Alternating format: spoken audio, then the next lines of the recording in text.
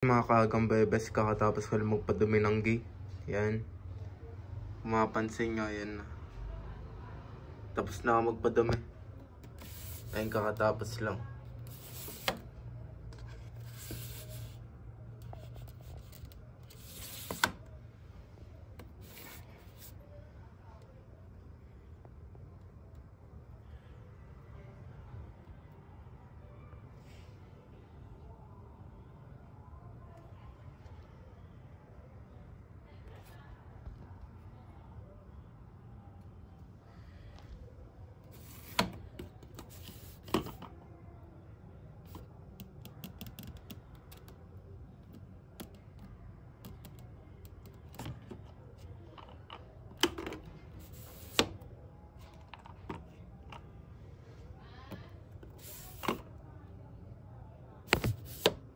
So ayun, ang ganda na lang mga kaagang bebes.